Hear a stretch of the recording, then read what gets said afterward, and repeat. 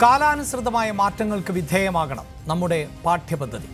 എന്താണ് പഠിക്കേണ്ടത് എന്നും പഠിക്കരുത് എന്നും തീരുമാനിക്കുന്നതാകണം സിലബസുകൾ. ശരിയും തെറ്റും തിരിച്ചറിയാൻ, നന്മയും തിന്മയും വേർതിരിച്ചെടുക്കുവാൻ, അറിവും തിരിച്ചറിവും ഉള്ളവരായി ഒരു തലമുറയെ വാർത്തെടുക്കുവാൻ നമ്മുടെ വിദ്യാഭ്യാസ സമ്പ്രദായത്തിന് സാധിക്കണം.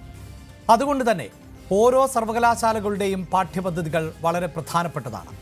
നിരവധി മഹാന്മാരുടെ ജീവിതവും രചനകളും ഒക്കെ നമ്മുടെ സർവകലാശാലകൾ പാഠ്യപദ്ധതിയുടെ ഭാഗമായി ഉൾപ്പെടുത്താറുണ്ട്. ഇപ്പോഴിതാ അക്കൂട്ടത്തിൽ റാപ്പർ വേടനും ഭാഗമാകുന്നു. കാലിക്കറ്റ് സർവകലാശാലയുടെ മലയാളം 4ാം സെമസ്റ്റർ പാഠപുസ്തകത്തിലാണ് വേടന്റെ പാട്ട് ഇടം പിടിച്ചിരിക്കുന്നത്. വേടനും വേടന്റെ പാട്ടുകളും വലിയൊരു വിഭാഗത്തെ സ്വാധീനിച്ചുകൊണ്ടിരിക്കുന്നു എന്നത് യാഥാർത്ഥ്യമാണ്. വേടന്റെ വേദികളിലേക്ക് ആർത്തിരമ്പിയെത്തുന്ന ജനക്കൂട്ടം തന്നെ അതിന് തെളിവാണ്.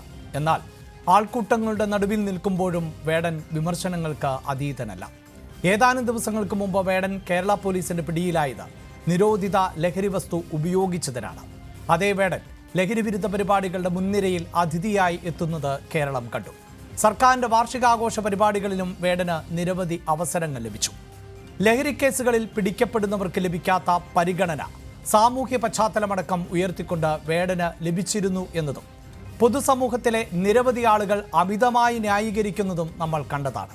ഏറ്റവും ഒടുവിൽ വേടൻ പാഠപുസ്തകത്തിലും ഇടം പിടിച്ചിരിക്കുന്നു.